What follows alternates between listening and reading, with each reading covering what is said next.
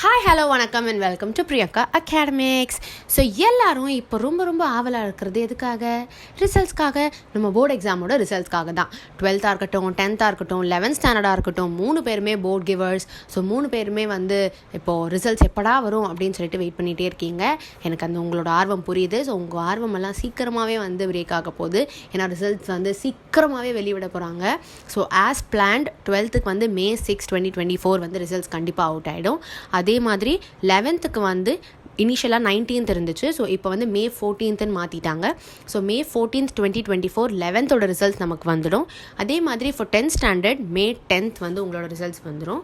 So உங்களோட results ரொம்ப நல்லா வர என்னோட பிளெஸ்ஸிங்ஸ் என்னோட வாழ்த்துக்கள்.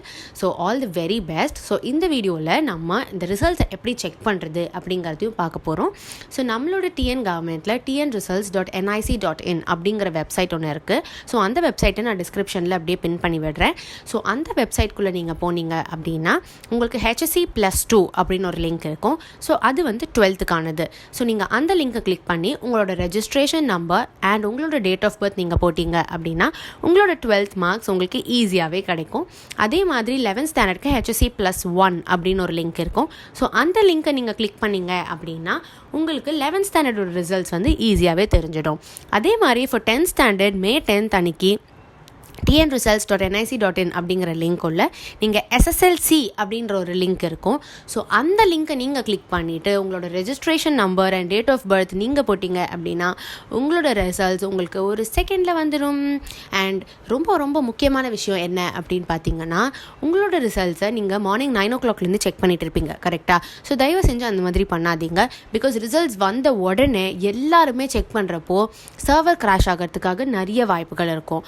அதனால நீங்கள் ஒரு 9 o'clock நீங்கள் பார்க்குறத விட்டுட்டு 9:30 9:40 அந்த மாதிரி நீங்கள் பார்த்தீங்க அப்படின்னா எல்லாருக்குமே ஈஸியாகவே ரிசல்ட்டை பார்க்க முடியும். அண்ட் எல்லாராலையுமே டக்குனும் பார்க்க முடியும். நீங்கள் ரிசல்ட்ஸ் விட்ட உடனே அந்த லிங்க்கில் போயிட்டு எல்லாரும் பார்த்துட்டே இருந்தோம்னு வச்சுக்கோங்களேன், யாருக்குமே ரிசல்ட் தெரியாது. ஸோ அதுதான் பெரிய பிரச்சனையாயிடும். அண்ட் ஈகர்னஸை ரொம்ப அதிகமாக்கிடும். ரிசல்ட்ஸ் ஒரு 1 minute கழிச்சு அட்லீஸ்ட் நீங்கள் போனீங்க அப்படின்னா உங்களுக்கு ஈஸியாகவே ரிசல்ட் கிடைக்கும், டக்குன்னும் கிடைக்கும். ரொம்ப நேரம் நீங்கள் வெயிட் பண்ணவும் தேவையில்லை, கரெக்டாக? ஸோ அந்த பதட்டம் அது எல்லாத்தையும் நீங்கள் அவாய்ட் பண்ணணும் அப்படின்னா ஒரு 1 minute வெயிட் பண்ணி அதுக்கப்புறமா நீங்கள் ரிசல்ட்டை பாருங்கள்.